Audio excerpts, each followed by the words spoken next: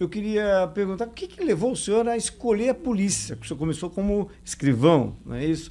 E se foi algum filme, algum seriado que o senhor assistia de Polícia e Bandido? É incrível, porque eu fui aluno de colégio agrícola, né? Então, assim, lá no colégio agrícola, aconteceram alguns fatos. Primeiro eu fui aluno em Santa Mariana, colégio agrícola. Eu sou técnico agrícola, formado também. E lá aconteceu um fato, teve um furto de galinhas, né, no aviário do colégio agrícola, e vieram acusar o meu alojamento, né, que era nosso alojamento, que tinha feito o furto. E eu descobri quem era o autor do furto, né, que era de um outro alojamento. E, inclusive, eu obtive as provas e levei para o diretor. Falei, olha, o nosso alojamento não é o autor do furto. O autor do furto é fulano por causa disso, disso, daquilo. Então, aí o pessoal me nomeou lá no colégio como detetive. O Jacovós, detetive, como que ele descobriu isso? O cara deixou provas, né? Ele deixou provas naquela época. Ele ficou com as penas da galinha. Bom, muito bem. Aí eu fui pro exército, fui servir o exército, né? Chegou no exército, o exército você sabe que é muito rigoroso as coisas, né? Em determinado dia, em Curitiba, eu servi no 20º Batalhão de Infantaria Blindada. Em determinado dia, um soldado reclama que tinham furtado o radinho dele durante a noite. Inclusive, ele estava com o radinho pendurado no pescoço e o cara furtou. Aí, né, o sargento entrou, mandou reunir todo mundo, eram mais de 100 soldados na primeira companhia. E falou, isso era uma quarta-feira. Né, ele falou assim, se até sábado não aparecer o radinho que foi furtado do soldado tal, todos ficarão de castigo aqui no final de semana. E o final de semana era quando a gente tinha o sábado e o domingo para poder dar uma saída lá em Curitiba e tal, né? Aí eu fiquei pensando, eu falei, bom, hoje é o dia que os curitibanos vão para casa, porque os curitibanos lá, soldados de Curitiba, ficavam, mas quarta-feira eles eram liberados no final da tarde, né? Eu pensei, quem pode ter furtado esse radinho é alguém daqui de Curitiba. Eu falei, só que ele não vai guardar o radinho dentro dos armários, porque geralmente o sargento ou o comandante mandava fazer revistas nos armários, assim, de supetão, para saber se não tinha nada lá, se não tinha uma droga, alguma coisa, né? Eu falei, ele não vai guardar isso no armário. Ele vai guardar fora do alojamento. E aí eu fiquei pensando, aonde que ele poderia guardar? Aí havia o depósito dos botijão de gás que ficava fora do alojamento. Não é que eu vou lá, bato o olho e vejo, e o radinho está lá escondido atrás daqueles botijão de gás. Aí eu falei, aí fui lá e avisei o sargento. Falei, ó, sargento, o radinho que foi roubado à noite está escondido ali no depósito de gás no fundo do alojamento. Aí ele falou, Jacovós, tá, mas como você descobriu isso? Falei, fazendo uma análise. Falei, hoje é o momento que o pessoal vai para casa, os curitibanos. Aí ele falou, tá, mas então tá bem. E como é que nós vamos pegar esse cara? Eu falei, nós temos de botar alguém, ficar vigiando, porque ele só vai retirar esse radinho de lá na hora que tiver liberado por volta de 14 horas para ir embora. E não deu outra. O sargento botou alguém lá, ficou vigilante. Quando foi 1h30 da tarde, o cara que tinha furtado o radinho foi lá e foi retirar o radinho e foi preso. Né? Então, assim, e aí eu fiquei definido lá também no exército como um investigador. Todo mundo ficou sabendo que era o Jacovós que tinha... Quase que faz o CSA em Curitiba para o senhor. Exatamente. Então, assim, eu sempre tive essa veia de investigação, né? Voltei do exército, fui trabalhar nas Casas Felipe, comecei como auxiliar de escritório, depois chefe de cobrança, e depois fui designado como gerente financeiro das Casas Felipe. Lá em Paranavaí? Comecei em Maringá, ali na Casa Felipe, ficava ali na Avenida Brasil, né? Gerente do Oswaldo, falecido. E aí, um dia um auditor veio fazer uma auditoria Tinha os auditores, né? E ele pegou minha carteira de cobrança e em todos os locais que ele ia, ele pegava uma carteira de cobrança com muita gente que dava nó. E a minha carteira de cobrança zerada, como gerente financeiro, né? Zerada assim, eu não tinha gente que dava nó. E aí ele começou a analisar as fichas que eu aprovava, que quem aprovava o cadastro era o gerente financeiro. E aí ele falou, Jacovós, você aqui, os caras não conseguem te enganar. Eu falei, claro que não. Eu falei, é fácil, o cara chega aqui, né, para fazer uma compra. Eu analiso quanto tempo ele tem de cidade. Quais as lojas que ele já comprou, que é o nosso... Nós vamos checar as lojas. Naquela época a gente checava, né? E aí ele chegou em Paranavaí, onde era a matriz, e me indicou. Falou, vocês querem contratar um auditor? Contrata o Jacovós, porque lá na loja dele ninguém consegue enganar ele no crediário, né? E aí me convidaram para ser auditor de estoques das Casas Felipe. E aí eu fazia auditoria, nós tínhamos mais de 45 lojas. Eu fazia auditoria nas Casas Felipe no Paraná inteiro. A partir daí, eu entendi que eu precisava estudar mais, que eu só tinha o 2º grau, mas as Casas Felipe, não obstante me proporcionar um cargo, eu ainda jovem, já era um auditor, eu falei, um dia ou outro essa Felipe fale e eu fico desempregado, eu tenho de buscar uma estabilidade. Fiz o concurso para escrivão em 1986, quando eu passei em primeiro lugar no concurso, na Polícia Civil, e aí foi o meu primeiro emprego público. Vim nomeado para Mandaguaçu, foi a minha primeira cidade. E aí, como que eu vim parar em Maringá, né? Teve um episódio que o doutor Leonil Cunha Pinto, que era o delegado-chefe, né? Ligou para Mandaguaçu atrás do delegado. O delegado era o doutor Benedito Aurélio Gonçalves. O Benedito não estava. E era uma situação de emergência. Aí o doutor Leonil falou assim, você está aí há quanto tempo? O Jacovós, né? Eu tô aqui há 6 meses. 6... Você não passou aqui na nona? Você não foi estagiário? Eu falei, sim, eu fiz um estágio aí com o doutor Nilson. Ele falou, eu preciso resolver uma situação aí urgente, assim, assado. Chame os investigadores. Falou, doutor, só tem um investigador aqui e ele tá de folga hoje. Aí eu falei, mas qual é o problema? Ele falou, esse. Espera aí que eu vou resolver pro senhor. Passado uma meia hora, liguei para ele, já tá resolvido. O sujeito vai comparecer aí amanhã. Mas como que você localizou o cara? Eu mandei uma equipe aí e não localizou. Eu falei, doutor Leonil, nós temos os métodos, né? Aí, passado uma semana, sai a portaria. Jacovós transferido para Maringá, né? Me chamou eu para Maringá. E aí eu não queria sair de lá, porque eu estava naquela época já estudando direito, né?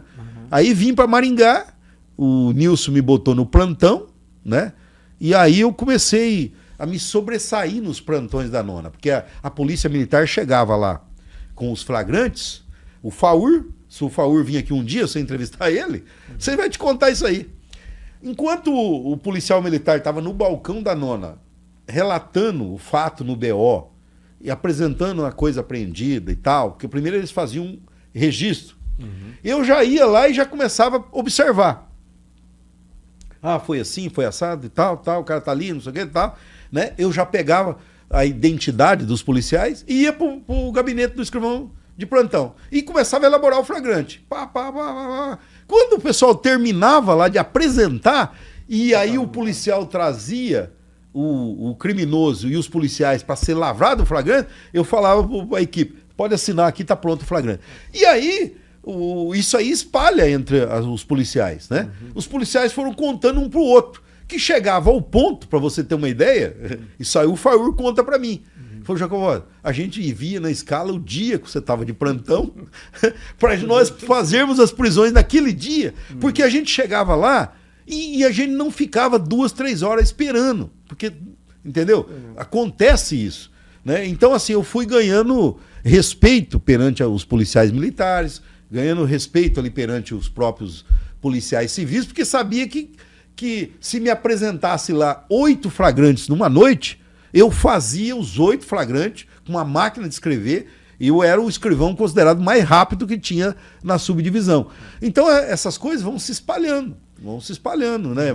Quando eu me formei em Direito e fiz o concurso público, e passei também em primeiro lugar no concurso para delegado, o Leonil, que já me conhecia, estava trabalhando com ele aqui há 6 anos em Maringá, né? E eu, como primeiro colocado no concurso para delegado, eu podia escolher a cidade do Paraná que estivesse sem delegado, pode escolher. O secretário de segurança na época chamava Rolf Conner Jr., era um advogado, né? E ele, ao me entregar o diploma de honra ao mérito, ele falou, o senhor, como primeiro colocado, pode escolher a cidade onde o senhor vai trabalhar. Tá? A cidade de Colorado estava sem delegado. E eu sempre ouvi falar que Colorado é uma cidade tranquila e tal. Escolhi Colorado. Cheguei aqui em Maringá, falei pro Leonil, falei, ó, chefia, tá, me formei delegado, tal, muito obrigado, tal. E eu escolhi Colorado, tô indo para Colorado. Ele falou, não, você não vai para Colorado, você vai para Sarandi. Mas como Sarandi? O secretário de segurança falou que eu posso escolher. Ele falou, você pode até escolher, Jacovós, mas quem que é o delegado-chefe de Colorado? Eu falei, o senhor. Quem que é de Sarandi? O senhor. Quem que é de Marialva? Ele falou, você vai para Colorado. Se você for para Colorado, eu vou deixar você sem nada lá, até sem viatura. Eu preciso de você em Sarandi. Eu falei, bom, se o senhor está... Foi livre e espontânea coação. Então, foi assim a minha história da minha ida para Sarandi. Não foi eu querendo ir, né? Na época, a cidade era uma cidade que não tinha nem comarca. Eu fui para Sarandi quando... Pertencia a Marialva. Pertencia a Marialva. Então, havia toda uma dificuldade. Você tinha de conversar com o juiz de Marialva, promotor de Marialva, né?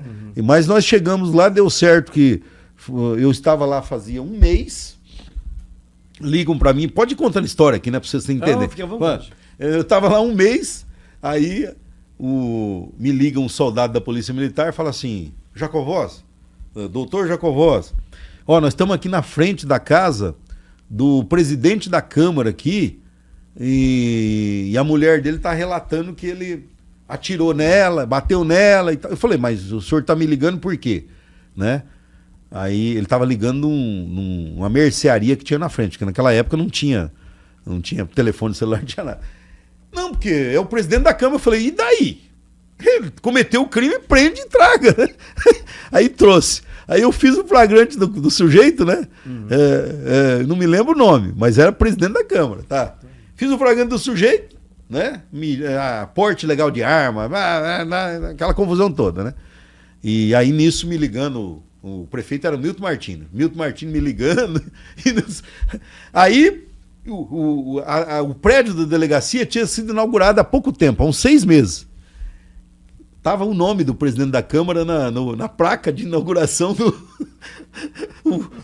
do prédio. Aí um repórter inteligente da época que fez? Ele pegou a placa, filmou a placa da inauguração do prédio da delegacia e falou assim, ele colocou assim, inaugurou o prédio, agora vai inaugurar a cadeia. E aí, assim, o Jacovós começou a ficar famoso, porque, pô, o delegado prendeu o presidente da Câmara, né? E aí passado uns 6 meses, essa aí também é real, que você vai dar risada agora, né? Eu chego em casa uma noite, né? A Sandra, minha esposa, trabalhava no Banco Bamerindos aqui, que ficava ali na Getúlio Vargas, né? Aí ela falou assim... Jacovós, quer dizer, me chama de José. José, tem um rapaz que fica pedindo, que é surdo e mudo, que fica ali no semáforo de Sarandi pedindo contribuição?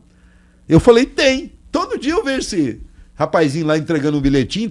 Eu me lembro até o que estava escrito no bilhetinho. O bilhetinho era assim, sou surdo e mudo e tenho uma irmã paralítica.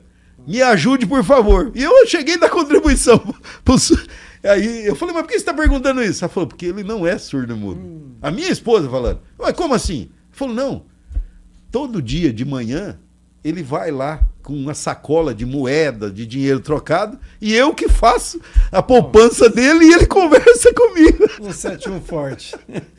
Aí cheguei falei, não, deixa esse surdo mudo comigo. Cheguei no outro dia de manhã na delegacia, chamei lá 2 funcionários da prefeitura, falei, a hora que o surdo mudo aparecer lá naquele semáforo da Avenida Londrina, mete a algema nele e traz ele aqui na delegacia. Né?